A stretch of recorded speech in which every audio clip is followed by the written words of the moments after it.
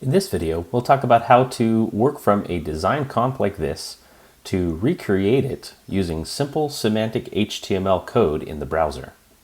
As our lesson discusses, one of the things that differentiates a good designer and developer from a beginner is one who is able to look at content like this and think about it semantically, not just from a presentational standpoint. So we're going to focus on the structural elements here, the content elements, and rebuild this page using semantic markup. We're not going to care much about how things look in the browser, but focus instead on the structure that is created. So let's just talk through what we see here. I see a heading, a metadata line, an image, a series of paragraphs, perhaps another heading here, more paragraphs, and a list at the bottom of this excerpt. As I look a little bit closer, there are some inline things.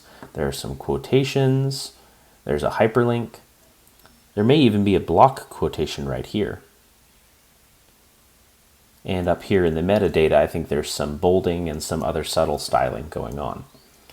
So that's an example of a simple pass through this content that might help us get a sense of where we're going. As we think hierarchically about the headings that we've seen, we would probably easily suggest that there are two headings here.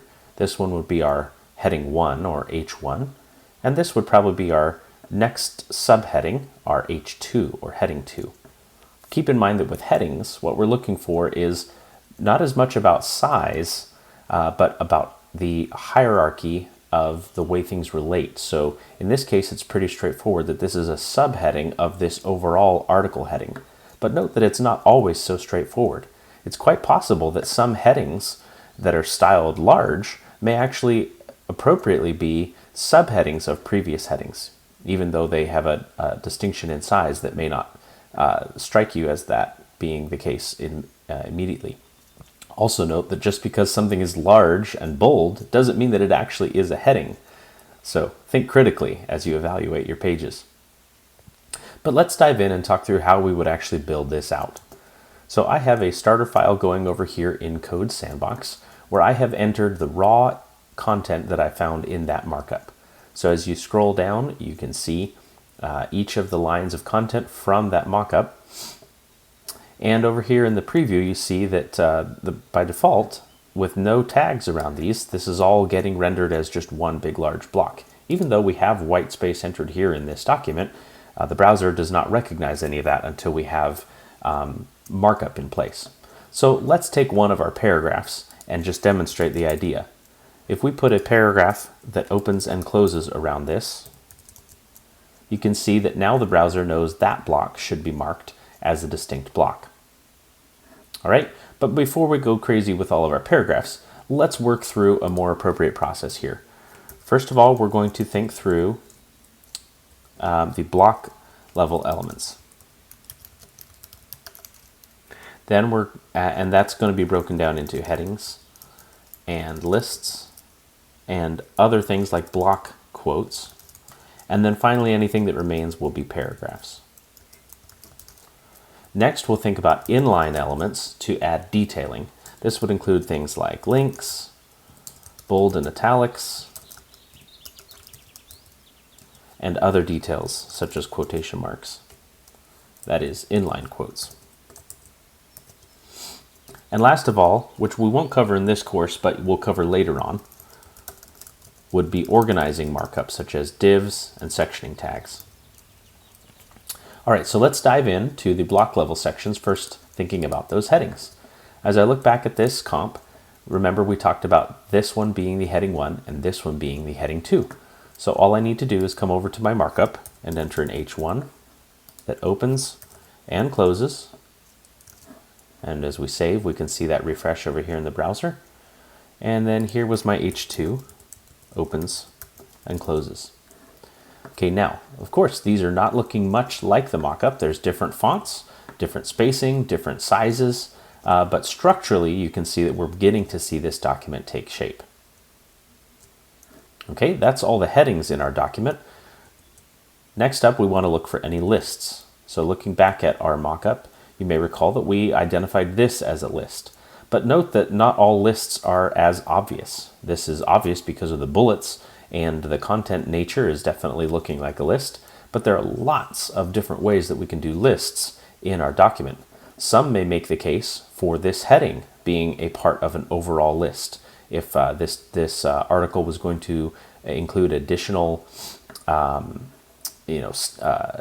different things that it's identifying. In this case, homesteading is one of the topics. There may be other topics that would come up there, that because this is numbered, we may see this whole set of content from this heading down to the next one, wherever that may be, as one item in a list. There's also all kinds of things like tiles and product lists and things like this that we want to be watching for as we mock up our document. But in this case, we have a pretty simple way to identify this one list down at the bottom. Now remember that with lists, each item in the list is going to be a list item, or LI. I see that Code Sandbox is trying to do some auto formatting for me. So we want to make sure that each list item has an opening and closing tag like that. But then a list needs to actually be grouped using either the OL or UL tag. So in this case, I would say it's a UL for unordered list. There we go, we can see our list is neatly formatted. Okay, having no other lists in the document, at least none that we've identified, the next thing we want to do is think about any other block level elements like block quotes. You may recall there was that one block down here that looked like the overall paragraph is entirely a quotation mark. So even though there's no distinct styling here, semantically we may recognize that this ought to be a block quote. Now that is somewhat subjective, as some of this does often become. Depending on the style guide you're following, this may not necessarily need to be a block quote. So that's something that you can think through in context of the documents that you're writing. But I'm going to make the choice to go ahead and make this a block quote. And we typically will put paragraphs inside of block quotes as well. Oops. Okay, so you can see that this does lead to some default formatting. If I spell it right. Block quote, there we go, where we get some default indentation. Note that that is styling that we can override and correct later with CSS if we don't want that spacing, but we should never use elements like this just to create spacing. We can certainly add spacing with add spacing with CSS later where we want additional spacing. So bottom line is we want a semantic element, and we care very little about the default styling that is coming as a result of that. Last of all, we can then go through and apply the paragraphs if indeed we have considered all the different elements we may need. Now, one little caution is some of you may look at an element like this and think that is a subheading. And this is a good example to think about semantically what a heading is. A heading is a label for content that follows it. And in our situation, I wouldn't say that this is a label for content that follows. It's information that supports the information above, but it would, if this was a heading, it would mean that it would label the things that follow. And I think it's most appropriate to say that this is the heading for the stuff that follows it. So just because something is styled differently, don't feel the pressure to make it a heading. This is probably just a paragraph with some nuanced inline styling going on. So this will be our first formal paragraph in the document, and we'll go through and put paragraphs around each of our other elements. Now I'm using a keyboard shortcut here where as I click I'm holding the command key or control key to select each new item, and now I can enter my opening tag on each of them just like that.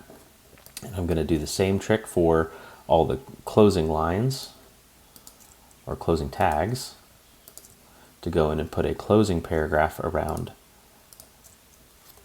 at the end there. Okay, so now as we save, we should see all of our document formatted nice and neatly, and every element has a tag. Now this is one where we don't know what images, how to mark up images yet, so we could for now just put this inside of a paragraph as well to be proper, but later we'd probably replace that with the actual image tag. And up here at front in the front of the course, for any elements that you do not know, buttons, hyperlinks, things like that, you can certainly just use block level elements or your best guess at an inline element. So our next phase is to go through and do inline styling. And in this case, we didn't have much in terms of inline styling. We have a little bit of nuanced styling going on up here that we could consider. And then there's a hyperlink and perhaps an inline quotation here. So since we don't know what to do with hyperlinks yet, let's just put a bold, a B tag around that hyperlink. Since B tags don't convey any additional semantics, it's a safe tag to use here to just at least visually identify this as something that has some nuance to it. And we would come back later and put a hyperlink around that. Now, for the emphasis or bolding that we noticed up here, we have an interesting discussion in that we notice that there is some nuance going on here where it's bolded. But in markup, we have two different elements that can help with this. One of them is the B tag that we've just used. The other is the strong tag. While they both add a bolding by default, we want to be mindful of the semantics that will be brought in with each of those tags. So as we just mentioned, the B tag is a semantic-free element that just allows us to identify nuance in an element, whereas the strong tag should be used to add strong emphasis to something. So the question becomes here, by styling this with bold, do we mean to just add some nuance to it? Or do we mean to actually add strong emphasis to it? And I think that is a somewhat subjective decision that needs to be based on what you know about the context of the page. In this case, I think these are actually sort of topics or tags that are being applied to this article, which I don't think deserve strong emphasis. So I'm going to make the decision to mark these with the B tag. And in fact, there are two distinct topics in play here. One there and one here.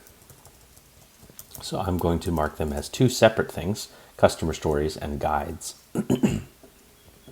All right, the other inline thing that we noticed was this small quotation here that is an inline quotation, which we can mark with the Q tag.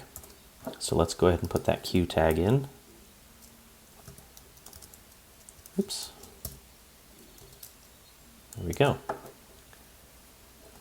Now notice that Q tag added some additional quotation marks. So a nice little thing is we can go and take out the quotation marks that we had in there by default and instead favor using the ones that come from adding that Q tag. Okay, so there we have moved from comp to code to create our simple semantic document here. It doesn't look a thing like the original visually, but it does structurally, and that's exactly what we're looking for. Mission accomplished.